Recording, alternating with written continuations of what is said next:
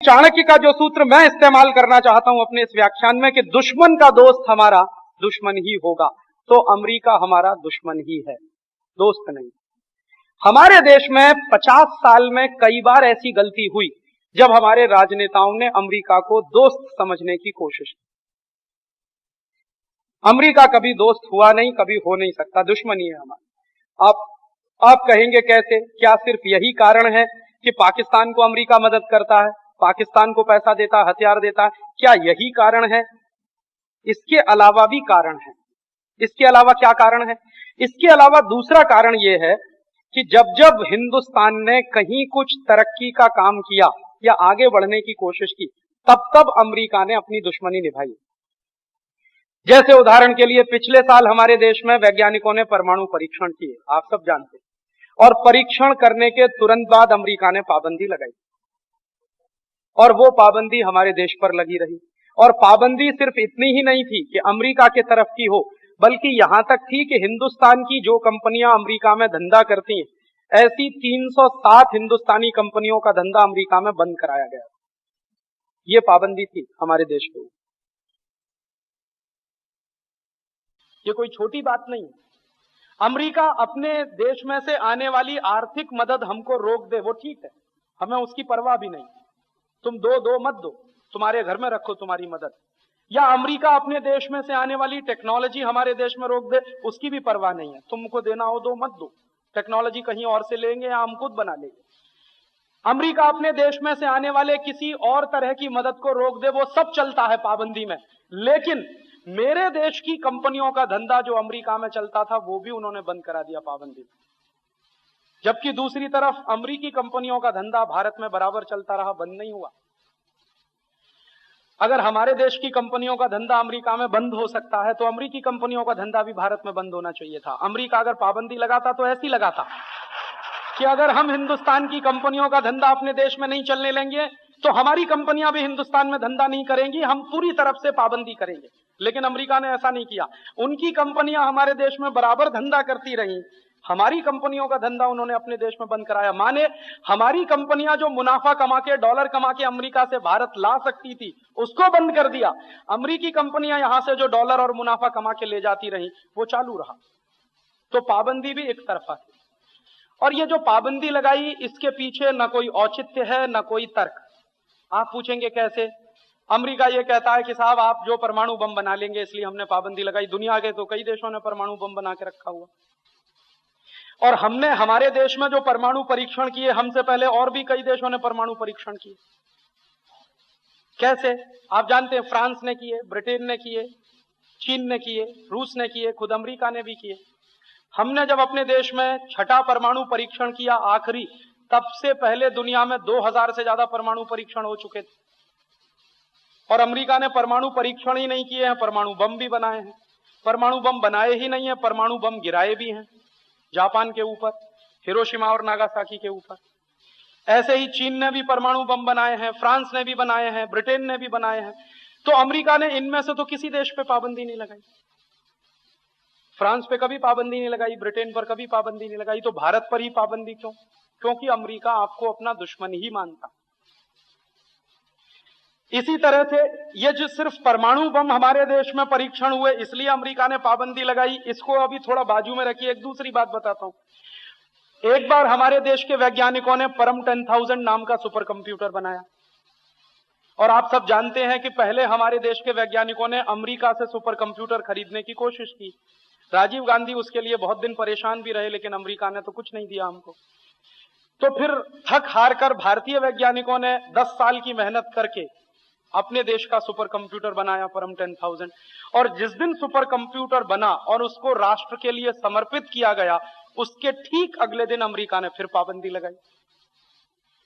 और किस तरह की पाबंदी लगाई कि हिंदुस्तान के वो वैज्ञानिक जिन्होंने ये सुपर कंप्यूटर बनाने के प्रोजेक्ट में काम किया है, वो कभी अमेरिका नहीं आ सकेंगे।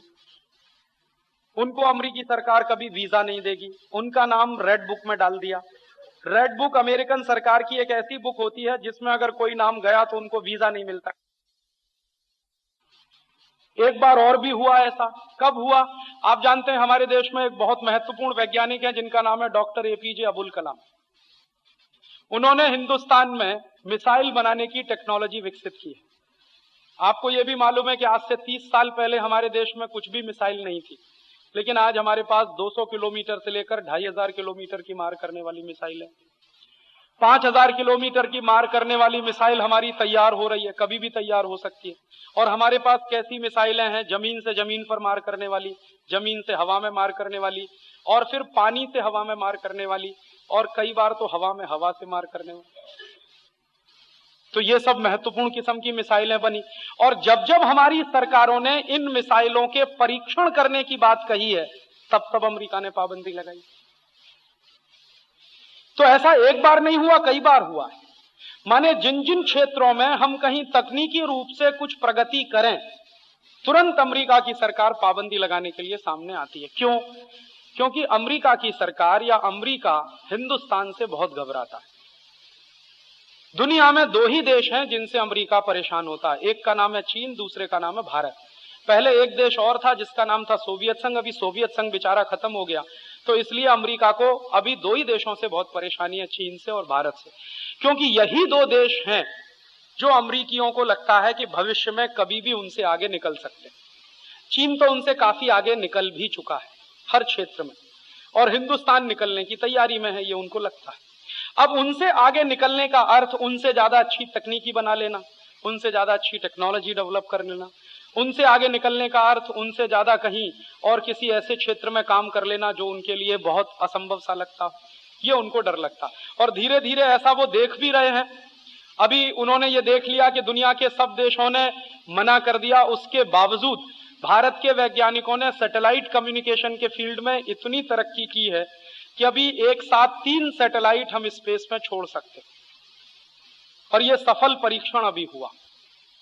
दुनिया में सिर्फ 3 देश हैं जो एक साथ 3 या 3 से ज्यादा सैटेलाइट छोड़ सकते हैं, खुद एक तो अमेरिका, दूसरा चीन और तीसरा फ्रांस, और अभी चौथा देश हो गया भारत, और बहुत सफलतापूर्वक। और ये जो टेक्नोलॉजी है स्पेस में एक साथ कई सैटेलाइट छोड़ने की, ये बहुत कॉम्प्लिकेटेड होती है, क्योंकि एक सैटेलाइट से दूसरे को, दूसरे से तीसरे को अलग करने में कुछ फ्रैक्शंस ऑफ सेकंड का टाइम लगता। 1 सेकंड, 2 सेकंड, 3 सेकंड, 4 सेकंड की जरा सी गड़बड़ी हो जाए तो पूरा प्रोजेक्ट फेल हो सकता। अभी आपको मालूम होगा अमेरिका में एक स्पेस में जाने वाली शटल थी, 6 सेकंड जल्दी उसका इंजन चल गया, उसी में पूरा प्रोजेक्ट कैंसिल करना पड़ा। 6 सेकंड जल्दी चल गया, सिर्फ इसीलिए तो वो पूरा प्रोजेक्ट कैंसिल करना। आप जरा कल्पना करिए कि कितनी माइक्रो लेवल की, कितनी कॉम्प्लिकेटेड टेक्नोलॉजी है ये। उस क्षेत्र में भी भारतीय वैज्ञानिक काम कर रहे हैं और लगातार स्वावलंबी होते चले जा रहे हैं। आज हमको अपने सैटेलाइट छोड़ने के लिए किसी देश के सामने हाथ पसारने की जरूरत नहीं है, हम खुद छोड़ सकते। और हम अपने ही नहीं, दूसरा कोई देश अगर हमको कहे तो उसका भी सैटेलाइट हम छोड़ सकते हैं। यह टेक्नोलॉजी विकसित हो रही है हिंदुस्तान में। तो अमेरिका परेशान इस बात से रहता है कि तमाम तरह की पाबंदी होने के बावजूद भारतीय वैज्ञानिक ये करते रहते। तो वो ऐसा सोचते हैं कि अगर पाबंदी ना हो तो पता नहीं क्या क्या करें, उनको ये लगता रहता है। और अमेरिका को यह भी मालूम है कि इस समय हिंदुस्तान में अमेरिका से ज्यादा वैज्ञानिक हैं, अमेरिका से ज्यादा इंजीनियर्स हैं, अमेरिका से ज्यादा डॉक्टर्स। शायद दुनिया में हमसे ज्यादा वैज्ञानिक एक ही देश में है, वो चीन, या हमसे ज्यादा इंजीनियर एक ही देश में है, वो चीन। उसके बाद दूसरा नंबर भारत का ही है। हमारे देश में जो ए कैटेगरी के साइंटिस्ट हैं उनकी संख्या 60,000 से ज्यादा है इस समय। अमेरिका में इसी कैटेगरी के साइंटिस्ट की संख्या 12-13 हजार के आसपास। और हमारे यहां जो अच्छे साइंटिस्ट हैं, जो उच्च क्वालिटी के साइंटिस्ट हैं, उनकी संख्या तो ये है 60,000 से आगे। लेकिन इसके अलावा हमारे यहां कुछ ऐसे भी दिमाग हैं जो बहुत ही टेक्निकल एक्सपर्टाइज वाले हैं। अमेरिका उनसे और ज्यादा परेशान कर। माने हिंदुस्तानियों में कुछ ऐसे दिमाग हैं जिनको आप एक बार कोई मशीन खोल कर दिखा दो और वो मशीन फिर आपको वो बेच देंगे बना के। ऐसा बहुत दिमाग है इसका। और ऐसा दिमाग हमारे देश में उल्लासनगर एरिया में सबसे ज्यादा रहता है। एक बार आप उनको कोई मशीन दिखाओ, फिर वही मशीन आप उनसे बनवा लो। अभी कुछ लोग इसको मजाक मानते हैं, मैं इसके लिए बहुत सीरियसली बात करता हूं, क्योंकि मैं खुद टेक्नोलॉजी का आदमी हूं, इसलिए मैं जानता हूं। कुछ लोग कहते हैं राजीव भाई इसमें क्या है, नकल करना है। मैं कहता हूं नकल करने के लिए भी अकल लगती है, सब क्यों नहीं कर सकते ये नकल। मैं आपको देता हूं एक मशीन, आप खोल के देख लो, फिर बना के दिखा दो, आपसे तो बस नहीं बनेगा। आपने तो एक बार खोल दी तो उसको जोड़ना भी नहीं आएगा कि कौन सा नट कहां लगाना, कौन सा बोल्ट कहां लगाना। ऐसा दिमाग है इस देश में। एक तो ये उल्लासनगर के एरिया में बहुत ऐसा दिमाग है, पंजाब के इलाके में, लुधियाना के आसपास, जलंधर के आसपास ऐसा बहुत दिमाग है। ऐसा ही गुजरात में, सौराष्ट्र के इलाके में ऐसा बहुत दिमाग। एक मैं ऐसे गुजराती भाई से मिल चुका हूं जो सौराष्ट्र के रहने वाले हैं। वो कभी एक डीजल इंजन लाए थे, कभी पता नहीं कब लाए थे, और आज वो बना बना के बेचते हैं अमेरिका में और यूरोप।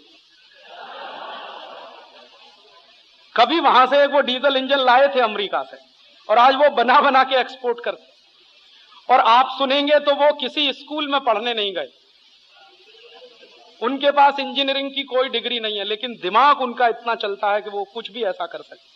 मैंने एक ऐसे भाई को देखा राजकोट में, वो 8वीं में फेल हुआ किसी स्कूल में, फिर उसने स्कूल जाना बंद कर दिया। फिर वो किसी उस्ताद के पास जाने लगा, उस्ताद माने जो उसको सिखा सके ये सब हुनर, और सीखते सीखते आज वो ऐसा एक्सपर्ट बना है वो आदमी, मैं तो देख के दंग रह गया। उस आदमी ने मुझे बताया कि राजीव भाई हमारे देश में प्रिंटिंग टेक्नोलॉजी की जो मशीन आती है, ऑफसेट मशीन, ज्यादातर जर्मनी से आती है। हाइडेलबर्ग नाम की एक जर्मनी की कंपनी है, उसकी मशीनें बहुत आती हैं और दुनिया भर में बिकती। तो एक बार उस आदमी ने उस कंपनी की मशीन को खोलकर देखा, और देखने के बाद बिल्कुल वैसी ही मशीन उसने राजकोट में बनाई। हाइडेलबर्ग कंपनी अगर उस मशीन को 4 करोड़ में बेचती है तो वो आदमी उसको 40 लाख में बना के देता, और इस गारंटी के साथ कि जितने साल हाइडेलबर्ग की मशीन चलेगी उससे 5 साल ज्यादा मेरी मशीन चलेगी। ये आपको वो वायदा करता, और वो कहता फ्री सर्विस करूंगा अगर वो खराब हो जाए। आज उसकी बनाई हुई मशीन पर हिंदुस्तान के 15 न्यूज़पेपर छप रहे, उसकी बनाई हुई मशीन। और आज वो आदमी इतना व्यस्त आदमी है, मैं गया उसको मिलने के लिए, वो कहता राजीव भाई अगले 5 साल मुझको फुर्सत नहीं, इतने ऑर्डर हैं कि मैं उसको पूरा नहीं कर सकता। तो जब मैंने उसकी कहानी सुनी तो उसने कहा कि मैं नापास हो गया 8वीं क्लास। तो मैंने कहा वो अध्यापक बेवकूफ होगा जिसने तुमको नापास किया। उस अध्यापक और स्कूल को नापास हो जाना चाहिए जिसने तुमको नापास किया। इसमें तुम्हारी कोई गलती नहीं है, वो गलती उस अध्यापक और स्कूल की है जिसने तुमको नापास किया। अब बताइए ऐसा आदमी हम नापास करते हैं। और आप हिंदुस्तान में घूमेंगे, उत्तर से लेकर दक्षिण और पूरब से लेकर पश्चिम, तो ऐसे आपको सैकड़ों, हजारों, लाखों की संख्या में हुनरमंद लोग मिलेंगे जो कुछ ना कुछ दिमाग के स्किल का इस्तेमाल करके विचित्र विचित्र काम करते रहे। एक बार मैं अभी खुद देख के आया मेरी आंखों से, एक बहुत बड़ी कंपनी है, उसका नाम है अजंता क्लॉक, 100% स्वदेशी कंपनी है। तो मैं गया उसको देखने मोरबी में। तो उस कंपनी में एक मशीन इस्तेमाल की जाती है घड़ी का बैलेंस सेट करने के लिए। तो वो मुझे दिखाने ले गए जो मालिक थे कंपनी के, राजीव भाई चलिए मैं आपको अपनी पूरी फैक्ट्री दिखाता हूं। तो फैक्ट्री दिखाते दिखाते वो मुझे एक मशीन के पास ले गए और कहने लगे देखिए राजीव भाई इस मशीन को आप ध्यान से देखिए। तो मैंने कहा इसमें क्या खास बात है? उन्होंने कहा ये 100% स्वदेशी मशीन है। तो मैंने कहा अच्छा तो ठीक है। मैंने जब उस मशीन को देखा तो मुझे थोड़ा आश्चर्य भी हुआ कि ये बनाई कैसे किसी व्यक्ति ने। वो मशीन सिर्फ जापान में बनती है, पूरी दुनिया में सिर्फ एक ही देश में बनती है वो मशीन, जापान में। कभी पहले स्विट्जरलैंड में बनती थी, अब स्विट्जरलैंड में भी नहीं बनती, जापान में बनती है। तो जो मशीन दुनिया में सिर्फ जापान नाम के देश में बनती है और 60-70 लाख रुपए में आती है, वो मशीन एक राजकोट के मैकेनिक ने बनाई। तो मैंने उनको पूछा कि वो आदमी को जरा मिलवाइए। तो उन्होंने कहा अभी तो वो है नहीं, बाहर गया है, बाद में आप कभी मिलिए। मैंने उनसे पूछा कि ये मशीन का खर्च कितना आया बनाने का? उन्होंने कहा राजीव भाई आप विश्वास नहीं करेंगे, मात्र 90,000 रुपए का खर्च आया। वो उस आदमी ने बनाई जो मशीन अभी तक सिर्फ जापान में बनती है। घड़ी बनाने जैसे सेंसिटिव काम में लगती है। आप जानते हैं कि रिस्ट वॉच बनाना और ये जो क्लॉक बनाना ये बहुत सेंसिटिव काम है। तो इतने सेंसिटिव काम के लिए बहुत ही सेंसिटिव मशीन की जरूरत होती है। वो उस आदमी ने बनाई है और वो पढ़ा लिखा नहीं है, लेकिन दिमाग उसका बहुत तेज चलता। पढ़े लिखे होने से मतलब हम मानते हैं डिग्री नहीं है उसके पास। बिना डिग्री के इस देश में बहुत सारे इंजीनियर हैं। हाँ, बिना डिग्री के बहुत इंजीनियर हैं इस देश में, बिना डिग्री के बहुत बड़े साइंटिस्ट हैं इस देश में। ऐसे तमाम तरह के खोजी दिमाग के लोग इस देश में हैं। अमेरिका इनसे घबराता है, क्योंकि इन सब की संख्या अगर गिनी जाए तो इतना बड़ा टेक्निकल एक्सपर्टाइज हमारे पास है, इतना बड़ा टेक्निकल मैन पावर हमारे पास है, जिसके बारे में कभी दुनिया का कोई देश कल्पना नहीं करता। ये तो हमारे देश के नेताओं की बेवकूफ भरी नीतियां हैं, जिसके चलते हमारे देश में ये जो टेक्निकल माइंड क्लास है, इसका कोई बहुत प्रमोशन नहीं होता या इसको समाज में इज्जत नहीं मिलती। अन्यथा तो हिंदुस्तान को असली तकनीकी देने वाला क्लास यही है। तो अमेरिका इनसे घबराता है, और ये क्लास चीन में भी है, तो इसलिए अमेरिका चीन से भी घबराता है। तो अमेरिका को लगता है कि कभी भी हिंदुस्तान और चीन नाम के देश कभी भी हमसे आगे निकल सकते हैं, इसलिए तो वो कुछ ना कुछ खुराफात करता रहता है।